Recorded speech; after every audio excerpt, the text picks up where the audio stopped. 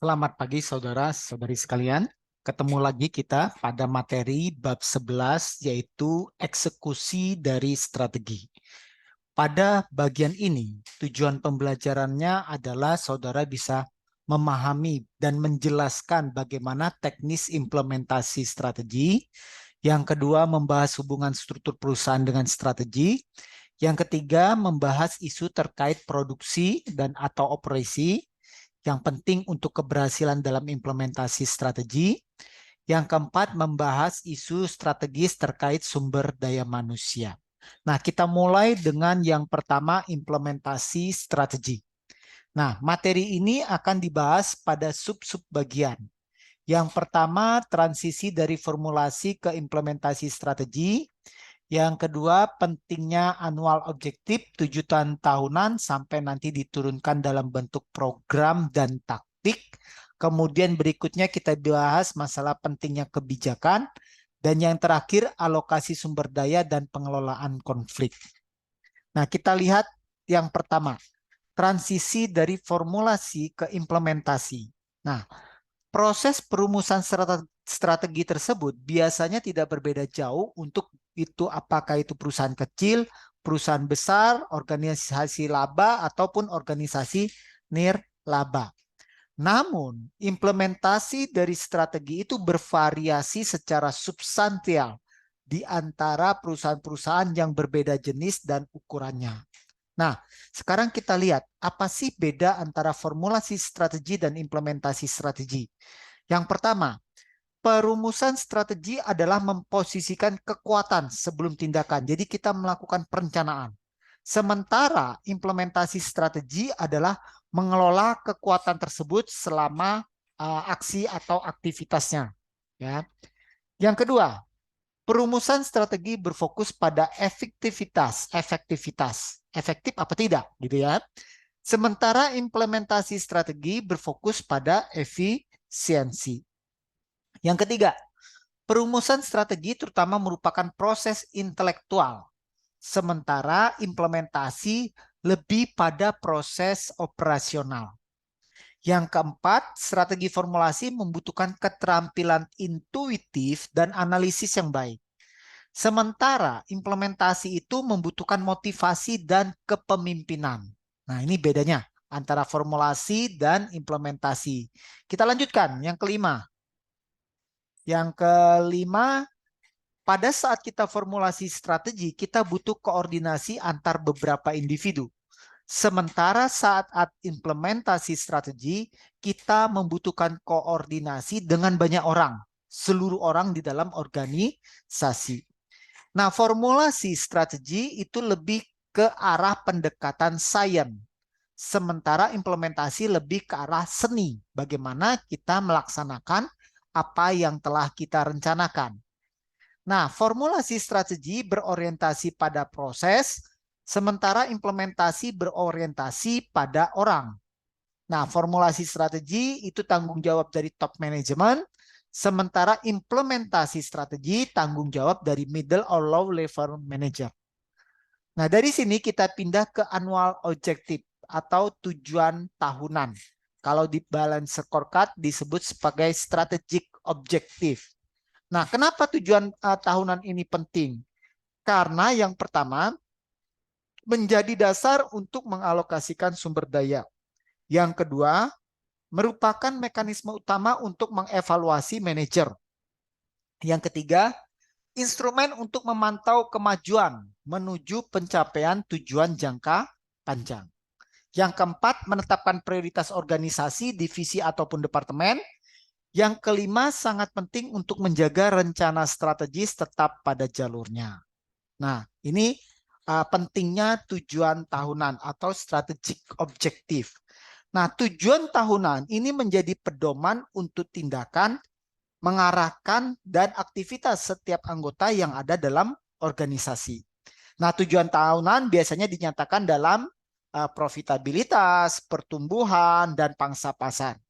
Biasanya ketika kita menetapkan tujuan, sama seperti ketika kita diskusi tentang balance scorecard, mengembangkan yang namanya strategic objective, itu biasanya menggunakan kata kerja. Misalnya meningkatkan profitabilitas sekian persen. Misalnya meningkatkan pertumbuhan atau meningkatkan pangsa pasar. Ya. Nah, tujuan tahunan tersebut sama seperti waktu kita diskusi balance scorecard harus diturunkan lebih detail dalam bentuk program atau taktik yang waktu di balance scorecard disebut sebagai strategic initiative. Ya. Nah, apa itu program? Program adalah kumpulan dari berbagai macam taktik. Sementara taktik adalah tindakan yang diambil oleh organisasi sebagai bagian daripada upaya untuk mencapai suatu rencana tersebut, suatu rencana strategis. Contoh, perusahaan Xerox itu melakukan strategi turnaround, berputar arah. Maka diperlukan tindakan untuk secara signifikan mengurangi biaya-biaya dan pengeluaran yang ada dalam perusahaan. Nah, untuk itu perusahaan melakukan yang namanya sistem Lean Six Sigma. Jadi Xerox memperkenalkan Lean Six Sigma. Nah, program ini dikembangkan untuk mengidentifikasi dan memperbaiki proses yang berkinerja buruk. Sebagai saudara ketahui, yang namanya Six Sigma itu berarti setiap sekian juta produk hanya ada kerusakan sekitar 2-3 produk. Jadi sangat bagus. Jadi Six Sigma itu 6 kali dari standar deviasi. Apa yang terjadi pada perusahaan Xerox? Hasil dari dia membuat yang namanya program Lean Six Sigma, hasilnya adalah penghematan sebesar 6 juta US dollar dalam 1 tahun. Nah, tentu ini hal yang positif. Nah, berikutnya kita lihat. Taktik adalah rencana operasi spesifik yang merinci bagaimana strategi akan diimplementasikan dalam hal kapan dan di mana hal itu akan dilaksanakan. Taktik itu lebih sempit dalam ruang lingkup dan lebih pendek dalam time horizon bila mana dibandingkan dengan strategi. Nah, taktik oleh karena itu dapat dilihat seperti kebijakan itu merupakan penghubung antara perumusan strategi dan implementasi strategi. Nah, di sini dijelaskan beberapa taktik yang mungkin dilakukan perusahaan, taktik terkait waktu dan taktik terkait lokasi pasar. Nah, yang pertama, kita bahas terlebih dahulu taktik berdasarkan waktu berkaitan dengan kapan perusahaan akan menerapkan strategi tersebut. Ya, contoh taktik berdasarkan waktu adalah terkait perusahaan pertama yang memproduksi dan menjual barang atau jasa. Nah, ini yang kita biasa sebut sebagai first mover, perusahaan penggerak yang masuk dulu ke dalam pasar. Nah, perusahaan pertama untuk memproduksi dan menjual produk atau barang dan jasa tersebut disebut first mover atau pionir. Ada keuntungan perusahaan ketika menjadi first mover. Yang pertama, dia akan memiliki reputasi sebagai pemimpin industri. Bahkan nanti nama produknya bisa jadi identik dengan sebutan merek barang-barang yang ada di lini bisnis tersebut. Sebagai contoh, LCD projector itu pertama kali dibuat oleh Infocus. Nah, kemudian apa yang terjadi? Kita hari ini ketika mencari LCD projector, kita lebih senang mencari menanyakan pada petugas toko ada Infocus atau tidak. Nanti masalahnya dikasih yang mereknya Sony, Panasonic, kemudian BenQ, NEC dan sebagainya is okay. Nah, begitu pula pompa air. Yang masuk pertama di Indonesia adalah pompa air adalah mereknya Sanyo. Sehingga hari ini Sanyo identik dengan pompa air. Nah, itu yang keuntungan utama dari first mover, ya, penggerak pertama. Yang kedua adalah learning curve-nya lebih baik dari pesaing karena dia masuk lebih dulu. Maka dia tahu pasar dan dia tahu masalah-masalah yang terjadi di dalam perusahaannya. Sehingga di sini ada proses belajar. Bagaimana memproduksi dengan cara yang lebih efisien, meningkatkan kualitas. Dia akan lebih dulu tahu dibanding pesaingnya.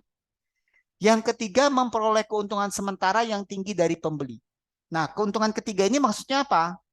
Ketika perusahaan pertama kali mengintroduce barang tersebut ke pasar dan belum ada pesaing, maka dia bisa menetapkan strategi penetapan harga price capping. Jadi harganya ditetapkan semahal mungkin. Nah, itu terjadi pada perusahaan-perusahaan miliknya Steve Jobs, Apple. Ketika dia mengintroduksi produk, harganya cukup mahal karena tidak ada pesaingnya, ya. Nah, yang keempat, penggerak pertama yang sukses juga dapat menetapkan standar untuk industri. Nah, ketika Apple menghasilkan pertama yang namanya iPod, maka itu akan menjadi standar industri untuk penyimpanan database lagu-lagu. Dan itu menjadi menular ke seluruh dunia. Namun ada kerugian menjadi first mover. Dengan kata lain, keuntungan bagi late movers. Orang yang terlambat masuk ke pasar itu ada keuntungan juga. Pertama, late mover mungkin bisa untuk meniru kemajuan teknologi dari first mover. Dengan demikian, dia bisa tidak perlu mengeluarkan biaya R&D yang mahal. Ya. Yang kedua, mengurangi risiko dengan menunggu sampai standar teknologi atau pasar baru tersebut telah ditetapkan atau telah terbangun dengan baik. Yang tiga, memanfaatkan kecenderungan alami pada first mover yang mengabaikan segmen pasar. Jadi nanti silakan aja first mover itu dia mengintroduksi satu produk baru. Nah, nanti kita lihat dia mengabaikan segmen mana. Nah, itu kita bisa merujuk pada segmen yang belum dia layani oleh first mover. Nah, kemudian berikutnya kita lihat tadi taktik berdasarkan waktu. Sekarang kita pindah taktik berdasarkan lokasi. Hal ini sangat terkait dengan di mana perusahaan akan bersaing. Nah, untuk ini perusahaan dapat menerapkan strategi bersaing baik secara ofensif atau defensif. Jadi nanti ada taktik ofensif, ada taktik defensif. Nah, taktik ofensif biasanya terjadi di lokasi pasar di mana pesaingnya sudah mapan. Sementara taktik defensif biasanya terjadi di pasar di mana posisi pasar perusahaan saat ini sebagai pertahanan. Dia bertahan terhadap kemungkinan serangan dari para saingannya. Nah, taktik ofensif kita bahas yang pertama, meliputi yang pertama frontal assault.